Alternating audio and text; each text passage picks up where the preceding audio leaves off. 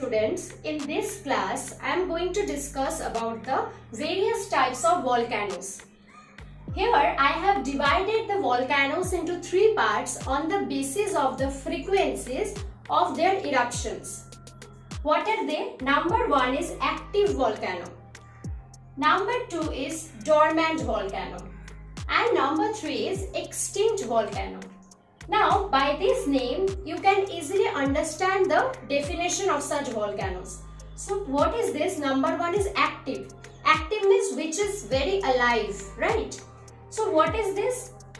Volcanic or volcanic eruption that is presently active. So, active volcano means the volcanoes that is presently in active state and they have erupted in recent past also.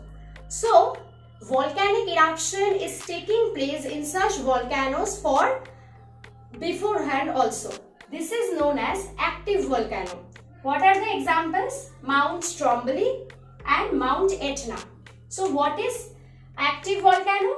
Active volcano means the volcano that is presently in active state. Number 2, they have erupted in the recent past also. And the examples Stromboli and Etna. Now, number 2 is dormant. Dormant volcano is also known as sleeping volcano. Sleeping means now it is sleeping. After so many years, there is a possibility to wake up of such volcano. So, what is they? They have not erupted in recent past because it is sleeping, but may become active in recent future.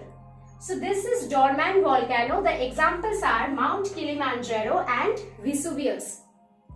Okay. Now last one is extinct volcano. Extinct means which is already have extincted. What is this?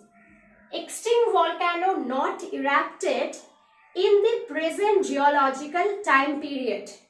That means there was no signing of such volcanoes, but the mountain structure is looking like a volcano. That's why it is termed as extinct. So what is the basic feature? Extinct volcanoes have not erupted and there is no possibility to become active. Okay. And what is the example? Mount Kenya. So these are the basic three types of volcanoes that you have to learn. Now, in next, we will discuss about the effects of volcanoes. So, obviously, this is a geological and geographical incident and it has to be some effects. So, what are they? Now, effects. Obviously, it has some positive effect as well as some negative effect. So, first we will discuss about the positive effect. What are they? Due to the volcanic eruption, generally landforms are formed. Okay. So, what are the landforms? Number 1, volcanic mountains. Okay. So, when the lava is coming outside from the inside of the earth structure, obviously it will be solidified and it will be cooling. And after that, when it will take the shape of mountain, then it is known as volcanic mountain. Then Mount Fuji is one of the important volcanic mountain. Second is volcanic plateau. Same process when the lava is coming out and after the solidification and cooling process, when the volcanic or the lava, it will reshape a land in a plateau, then it is known as volcanic plateau. The example of this in our India, it is peninsular plateau. That is the Deccan Plateau, the southern portion of our India. Number 3 is volcanic plains. When the lava is solidified and cooling and it is forming a smooth, level landform, then it is known as volcanic plains. Australia is a great example of volcanic plains. Done. Now, another things, that is the geysers. Geysers means what? The hot water when it is coming out. Okay, the hot water that is present below the surface of the earth, when it will be coming out on the surface of the earth, it is known as geysers. And this hot water will come with some gases. Okay, so volcanic activity also give a birth of geysers.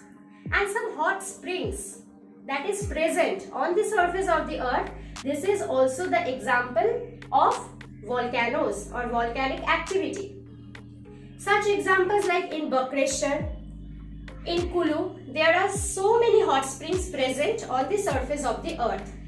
So these all are the positive effect of the volcanic eruption. Now what are the negative effects? Negative effects are more. Okay, number one, when the lava is coming out, lava means what? Lava is a hot and molten material, okay, along with some dangerous gases. So when this will come out, automatically it will destroy a complete land surface, okay, as well as the life of human beings and the animals. It can also destroy the properties. You also imagine such situation, then you can take out your own answer. So number one, due to the huge eruption of volcanoes, what happened? Number one, life and property can be destroyed. Number two, agricultural land can be destroyed. If the volcanic eruption is taken place beside the agricultural land, then automatically agricultural land will be affected. Number three, this volcanic eruption can also be dangerous for the farmers. Why? Because when the gases that is coming out, it will also give a birth of huge clouds. Okay, and due to these huge clouds, rainfall can take place heavily. Due to the heavy rainfall, floods can also take place in such area. So by this, volcanoes can erupt or can be destroy the lives of the normal people.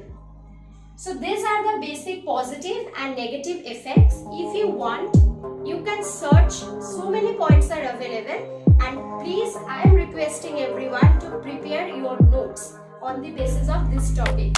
Okay, so this chapter is almost done in our